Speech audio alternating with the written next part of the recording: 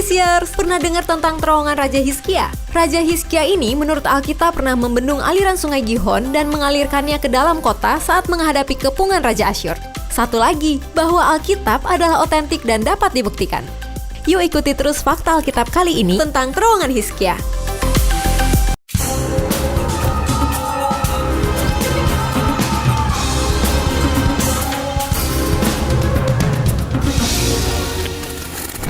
Gihon adalah nama salah satu sungai yang ada di Taman Eden dan juga nama sumber mata air yang berada di sebelah timur di luar tembok kota Yerusalem.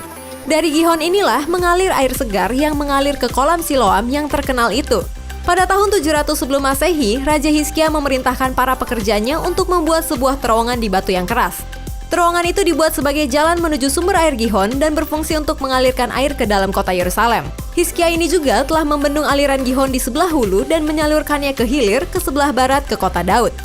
Terowongan Hizkia dalam bahasa Inggris Hezekiah's Tunnel atau Siloam Tunnel, bahasa Ibrani Nikbat Hasiloah adalah sebuah terowongan saluran air yang digali di bawah daerah kota Daud di Yerusalem. Panjang terowongan yang berbentuk huruf S ini kurang lebih 600 yard, 1 yard sama dengan 0,9144 meter, dan tingginya bervariasi, mulai dari 1 meter sampai 3 meter. Pada waktu mengerjakan terowongan ini, Raja Hizkia membagi pekerjaannya menjadi 2 kelompok dan masing-masing kelompok bekerja pada ujung-ujung terowongan. Setelah berusaha menembus batu yang keras, akhirnya kedua kelompok itu bertemu di tengah-tengah terowongan. Usaha para pekerja itu dituliskan di sebuah prasasti yang ditulis dalam bahasa Ibrani kuno. Prasasti ini ditemukan oleh beberapa mahasiswa Jerman pada tahun 1880 di ujung selatan tengah terowongan dan kemudian disimpan di Museum Istanbul. Terowongan ini ditemukan pada tahun 1867 oleh penjelajah Inggris Sir Charles Warren. Penemuan terowongan itu sebenarnya secara tidak disengaja, yakni ketika para arkeolog tersebut sedang mencari jejak jalan kuno Yerusalem di bawah reruntuhan Bait Suci kedua, The Second Temple, bangsa Yahudi pada tahun 70 sebelum Masehi. Ketika penggaliannya mencapai bagian selatan kota, tiba-tiba menemukan bekas saluran air. Saat terus digali, saluran tersebut menuju sebuah terowongan besar di bawah tanah searah dengan jalan raya kuno yang ada di atasnya.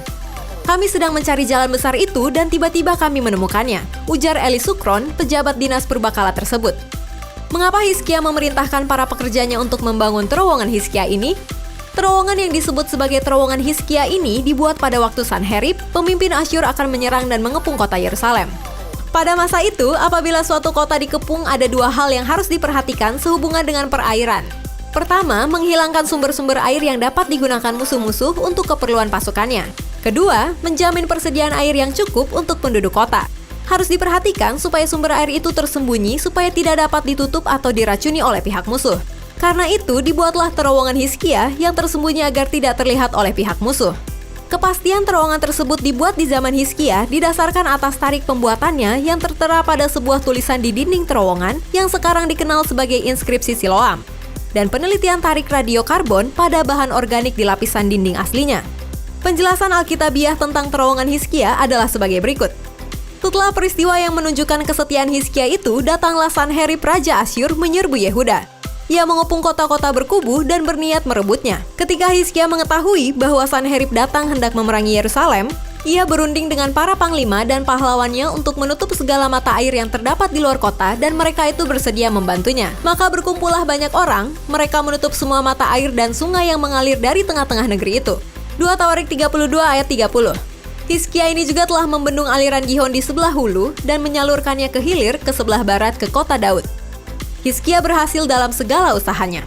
Dan lagi, pada 2 Raja-Raja 20 ayat 20, selebihnya dari riwayat Hizkia, segala kepahlawanannya dan bagaimana ia membuat kolam dan saluran air dan mengalirkan air ke dalam kota, bukankah semuanya itu tertulis dalam kitab sejarah Raja-Raja Yehuda?